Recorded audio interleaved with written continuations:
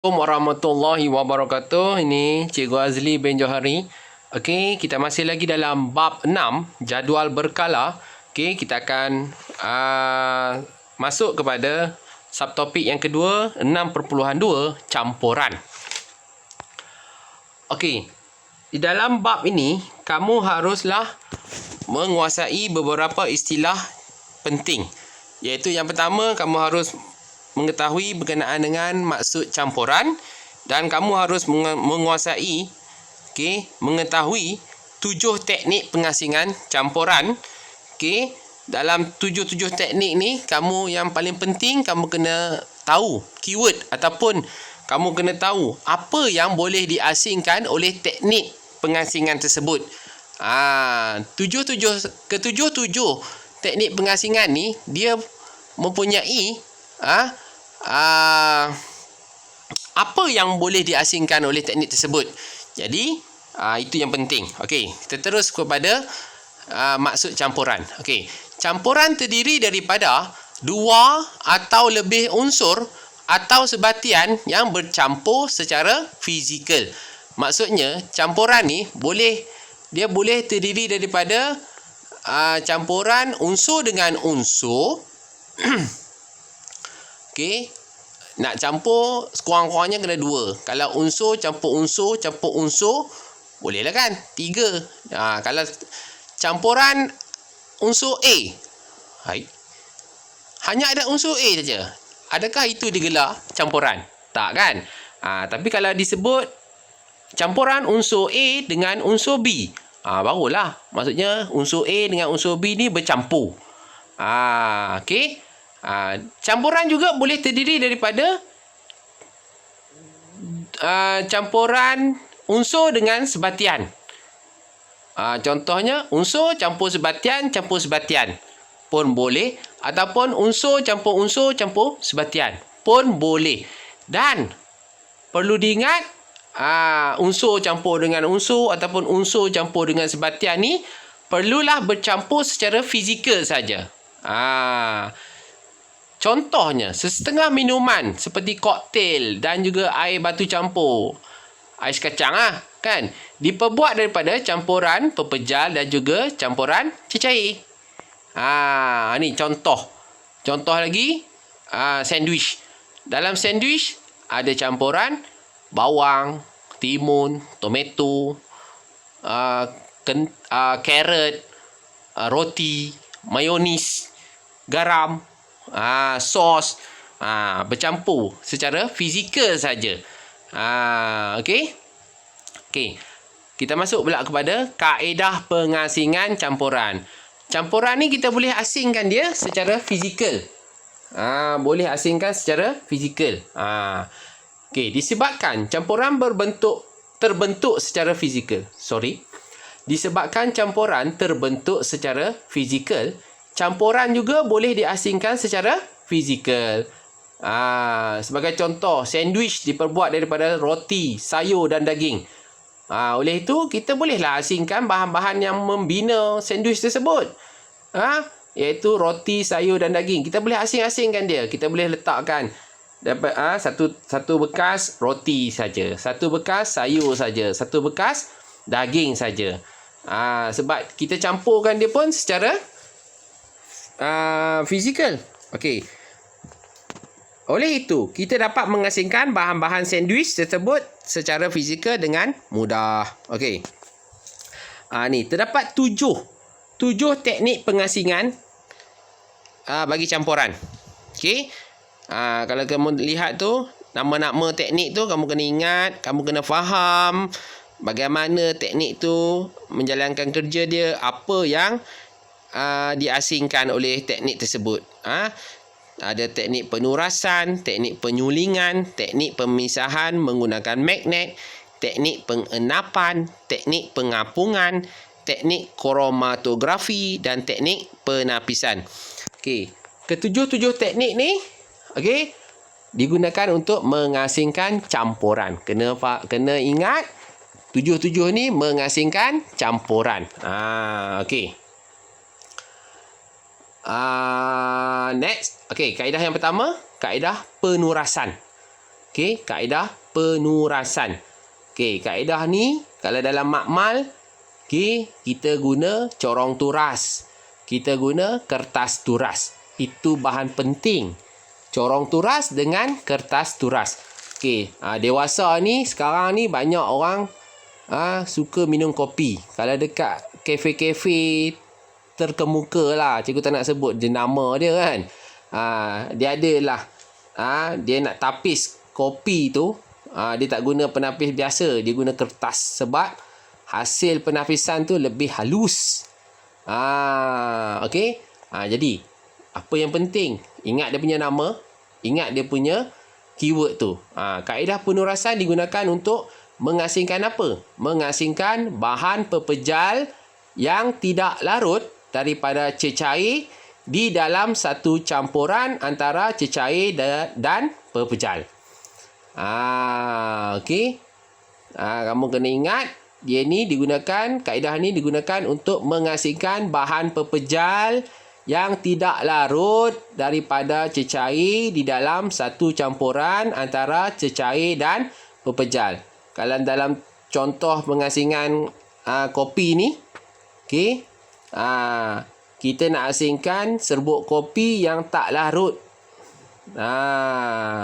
Okey, kita hanya nak kopi yang larut saja. Okey. Kaedah yang kedua, iaitu kaedah penyulingan. Okey. Kaedah penyulingan ialah teknik yang digunakan untuk mengasingkan campuran cecair dengan cecair yang terlarut campur dan mempunyai takat didih yang berbeza. Untuk kaedah penyulingan, kita asingkan campuran cecair dengan cecair. Campuran dia hanya ada cecair dengan cecair. Dia tak ada pepejal. Tetapi syaratnya kedua-dua jenis cecair itu mempunyai takat didih yang berbeza. Okey, ni contoh peralatan susunan radas. Maaf cikgu. Ini contoh susunan radas bagi kaedah penyulingan di dalam makmal. Okey, yang mana kita memerlukan kelalang dasar bulat, kasar dawai, kaki retot, penunur Bunsen, okey, termometer, kondenser, libik. Okey. Okey, kalau kamu tengok dalam kelalang dasar bulat ni, okey, kita akan isi dengan campuran cecair dengan cecair. Dalam contoh ni dia campurkan campuran air dengan alkohol. Kedua-duanya adalah cecair, dan bab sebelum ni kita ada kenal berkenaan dengan takat didih. Betul? Takat didih air 100 darjah Celsius, takat didih alkohol dalam 70 lebih. Betul tak? Jadi takat didih alkohol lebih rendah daripada takat didih air. Okey. Kemudian dia ada serpihan porselin. Okey, ini tugasan cikgu, kamu cari apakah kegunaan serpihan porselin ni dalam teknik pengasingan penyulingan. Okey. Jadi, kalau kita tengok, kita akan panaskan campuran air dengan alkohol. Okey. Apabila kita panaskan, kita dah belajar sebelum ni. Okey, bila kita panaskan, haba diserap oleh zarah dalam cecair tersebut. Okey. Tenaga kinetik zarah dalam cecair itu pun bertambah. Dia akan bertukar daripada cecair kepada gas. Apabila dia menjadi gas, dia akan naik ke atas. Tapi dia tak boleh keluar sebab ada stopper dekat yang tempat letak termometer. Jadi dia akan ke sebelah kanan, dia akan memasuki kondenser libik. Okey, dalam kondenser libik ni dia ada dua laluan. Laluan bagi gas yang terhasil daripada pemanasan campuran cecair tadi tu. Okey, cecair alkohol dan air tu, dia akan melalui laluan yang di tengah-tengah tu. Dia ada laluan dekat luar, yang mana itu hanyalah untuk laluan air yang kita isi daripada pili. Air itu akan masuk dan keluar. Dalam susunan radas ni, kamu juga kena ingat di mana air masuk, di mana air keluar. Air perlu masuk daripada bawah dan keluar daripada atas. Kalau kamu labelkan air masuk daripada atas, keluar daripada bawah, salah. Okey, fungsi kondenser libik ni, dia akan mewujudkan keadaan yang sejuk yang akan menyebabkan berlaku proses kondensasi. Tadi berlaku proses pendidihan di dalam kelalang dasar bulat. Dia akan cecair itu akan bertukar jadi gas. Kemudian dia akan disejukkan. Gas tersebut akan mengalami kondensasi, bertukar kembali menjadi cecair dalam kondenser Liebig sebab ada air masuk dan air keluar. Okey. Seterusnya apabila dia bertukar menjadi air, dia akan mengalir masuk ke dalam beaker. Okey. Jadi, cikgu nak tanya kamu, okey? Andai katalah cikgu panaskan campuran air dengan alkohol tadi sampai suhu 80 darjah Celsius saja. Okey. Antara air dengan alkohol, okey, yang mana yang akan mendidih? Yang akan bertukar menjadi gas daripada cecair? Mestilah alkohol kan? Alkohol takat didih dia 70 lebih. 78 kalau tak silap cikgu. Air pula 100 darjah Celsius. Jadi, cikgu panaskan sampai suhu 80 darjah Celsius saja. Jadi, hanya alkohol yang akan mendidih dan bertukar menjadi gas, masuk dalam kondenser Liebig, mengalami kondensasi dan menjadi cecair balik. Cecair itu adalah alkohol. Manakala air tak akan mendidih. Air tak akan mendidih maksudnya air tak akan bertukar menjadi gas. Dia tetap dalam keadaan cecair. Jadi di akhir eksperimen, apa yang ada dalam kelalang dasar bulat ialah air. Apa yang akan ada dalam beaker? Alkohol. Itulah yang dikatakan teknik penyulingan ni mengasingkan campuran cecair dengan cecair dengan syarat kedua-dua cecair tersebut ataupun dua je. Kedua-dua cecair tersebut mempunyai takat didih yang berbeza. Baru kita boleh asingkan dia. Okey? Ini susunan radah ni kamu perlu ingat. Okey, kamu kena tahu apa fungsi serpihan porselin, kamu boleh Google, dan kamu kena tahu apa fungsi kondenser Liebig, iaitu mewujudkan keadaan supaya berlakunya proses kondensasi. Kamu kena tahu di mana air perlu masuk, di mana air perlu keluar. Itu dia. Okey. Jadi, kaedah penyulingan ni telah dilakukan lama dah. Iaitu untuk menghasilkan minyak wangi. Minyak wangi ni telah dihasilkan sejak dulu lagi. Okey. Yang mana dia orang akan didihkan air yang mengandungi kelopak bunga ros. Jadi kelopak bunga ros tu akan dimasukkan dalam air. Dia ramai-ramai ke tak tahulah cikgu kan. Okey, sebab kan minyak wangi ni kita nak pati dia je. Apabila campuran kelopak bunga ros dengan air tu dididihkan, dia mengelagak, dia akan sampai dia tekak didih, dia akan bertukar menjadi gas. Kemudian dia akan masuk ke dalam kondenser. Kondenser ni sama macam dalam peti ais, dalam aircon kereta, aircon rumah. Dia ada istilah satu bahagian tu namanya kondenser. Kondenser ni fungsi dia menyejukkan. Jadi menyejukkan gas. Jadi gas apabila dia sejuk, dia akan mengalami kondensasi. Okey. Sebab apa? Haba dalam zarah gas tu dibebaskan. Okey. Apabila dia disejukkan, dia akan bertukar menjadi cecair. Dan minyak wangi dan air yang akan terkumpul. Okey. Ini contoh. Okey. Teknik yang ketiga. Pemisahan menggunakan magnet. Okey, cikgu nak cari dulu keyword dia. Okey. Menggunakan magnet ni kita gunakan keyword point yang keempat. Kita boleh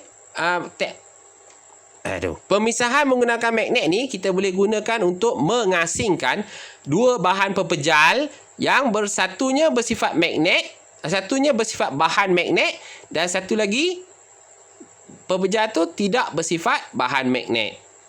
Kita tahu magnet akan menarik bahan magnet. Magnet tidak akan menarik bahan yang tak ada sifat bahan magnet. Okey, contohnya kita ada campuran paku besi dengan pasir. Kita campurkan paku besi dengan pasir. Jadi bercampurlah paku besi dengan pasir ni. Jadi bagaimana kita nak mendapatkan paku besi saja dan kita nak dapatkan pasir saja? Kita boleh gunakan magnet. Sebab apa? Kita tahu dalam campuran tu paku besi ni dia adalah bersifat bahan magnet. Dia akan tertarik ke arah magnet. Manakala pasir ni dia bersifat bukan bahan magnet. Dia tidak akan tertarik ke arah magnet. Jadi kita boleh tarik keluar paku besi. Itulah konsepnya. Okey, kena ingat. Pemisahan menggunakan magnet mengasingkan dua bahan pepejal yang bersifat bahan magnet dan tidak bersifat bahan magnet. Okey. Seterusnya, kaedah pengenapan. Okey, pengenapan, terenap. Bila sebut terenap, maksudnya bergerak ke bawah, mendap. Okey. Kita cari poin yang ketiga tu. Kaedah pengenapan boleh digunakan untuk mengasingkan campuran cecair dan bahan pepejal yang tidak larut dalam cecair itu dan terenap di dasar. Okey, sebelum ni pun ada campuran cecair dengan pepejal. Okey, kali ni pepejal tu dia boleh terenap ke dasar. Okey, dalam contoh ni kita campur air dengan pasir. Okey, kita campur air dengan pasir, dia akan jadi campuran air dan pasir.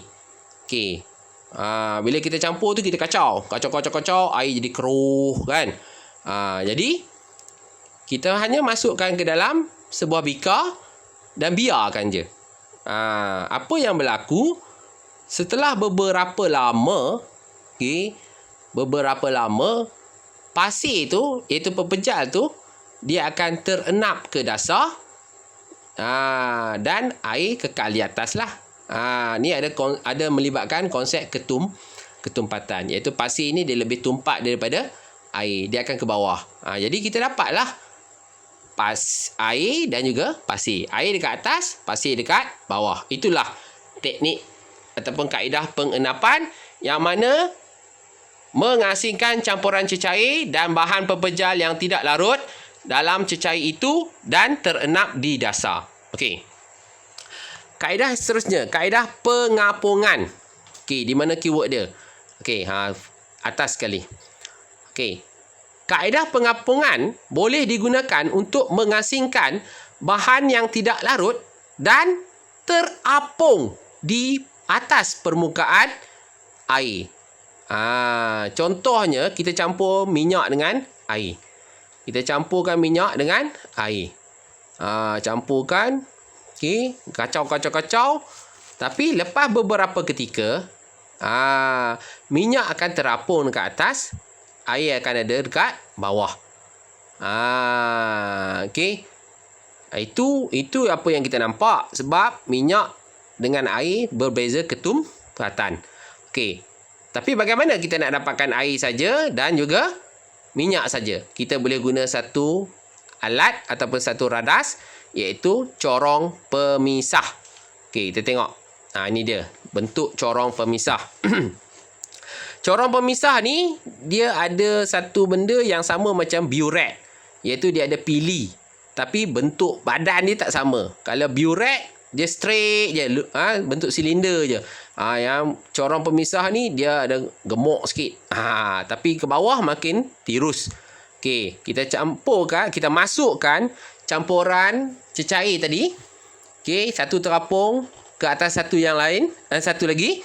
Kita biarkan dia terpisah, yang terapung-terapung, yang tak terapung duduk kat bawah.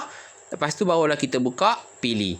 Kita buka pili, yang tak terapung duduk kat bawah tu dia akan keluar. Tapi kena berhati-hati. Sebab tu bentuk dia tirus ke bawah. Okey. Last kali hanya akan tinggal minyak yang terapung ke atas dalam corong pemisah. Air akan masuk ke dalam beaker. Itu dia konsep dia. Okey, last sekali kaedah kromatografi. Sebenarnya ada lagi satu kaedah penapisan. Okey, kaedah penapisan ni kita tapis sajalah. Okey, ni kaedah kromatografi ni. Okey. Kaedah kromatografi ni, okey. Dia ni kita nak asingkan apa?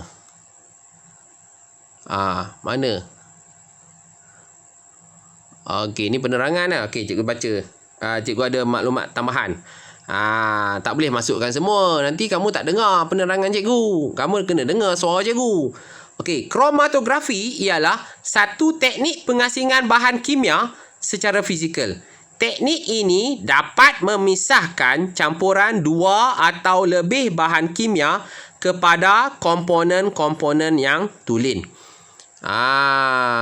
Okey. Dia lebih kepada memisahkan bahan kimia, okey, kepada bahan-bahan yang membina bahan kimia tersebut. Okey. Terdapat banyak jenis kromatografi, antaranya kromatografi kertas, kromatografi laju, kromatografi gas, kromatografi lapisan nipis. Tapi yang kamu nak belajar ialah kromatografi kertas, seperti mana yang dalam gambar ni kita gunakan kertas turas. Okey. Dalam kromatografi terdapat dua fasa, iaitu fasa pegun dan juga fasa bergerak. Macam-macam cikgu ni. Okey, jangan susah. Fasa pegun ialah fasa pegun, benda tu tak bergerak. Kalau dalam contoh ni kertas turas.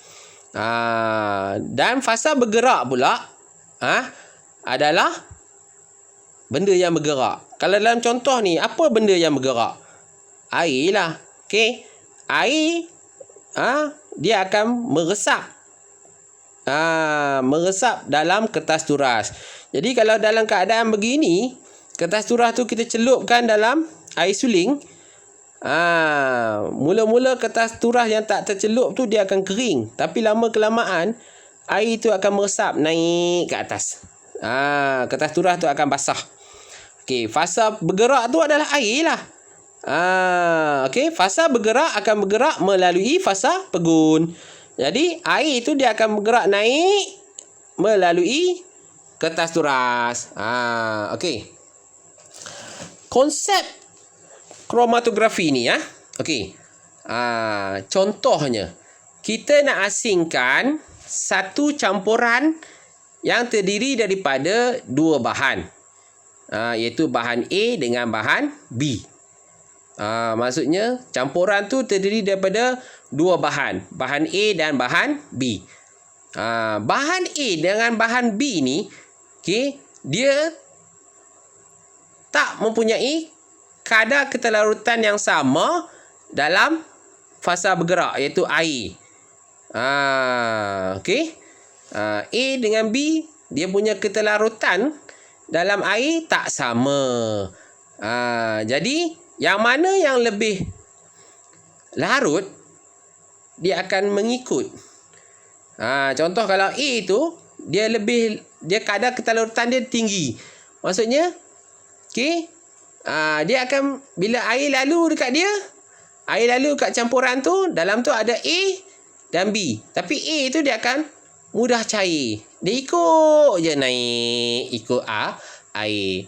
Di situ kita nampak perbezaan. Okey, selalunya kita guna kromatografi ni untuk mengasingkan seperti dakwat. Dalam dakwat, okey, dakwat pen ni, contoh dakwat pen tu warna hitam. Okey. Tapi tak semestinya dalam dakwat tu hanya ada warna hitam. Buktinya, printer. Kadang-kadang ink kita nak print warna hitam. Kita nak print warna hitam. Tapi ink hitam habis. Yang ada ink warna. Bila kita print, keluar warna hitam. Kamu pun dah belajar dalam pendidikan seni.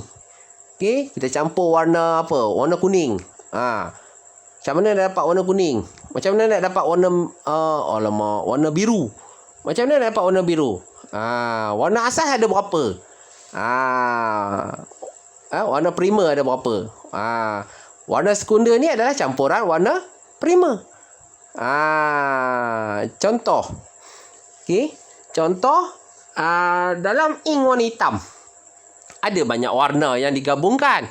Jadi setiap warna tu dia mempunyai kadar ketelarutan dalam air yang berbeza-beza.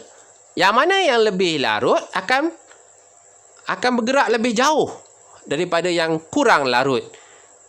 Jadi kita dapat tahulah, ink ni ada warna biru, ada warna hijau, contohlah kan. Baru kita nampak. Awal-awal tu nampak warna hitam je. Bila dah melalui kaedah kromatografi, kita dapat kenal pasti. Warna hitam ni asalnya adalah campuran warna biru, warna hijau, warna kuning, warna merah. Contoh. Okey. Salah satu kegunaan kromatografi ni, kita dapat memeriksa pemalsuan dokumen. Dengan mengasingkan pewarna-pewarna yang terdapat dalam dakwat pen yang digunakan. Okey. Selain daripada itu, kromatografi juga membolehkan kita memeriksa jika terdapat bahan pewarna makanan yang berbahaya dalam sesuatu makanan. Okey. Jadi itu dia subtopik yang kedua, 6.2 campuran. Lepas ni cikgu buat video 6.3 untuk sebatian pula. Sekian terima kasih. Assalamualaikum warahmatullahi wabarakatuh. Selamat sejahtera.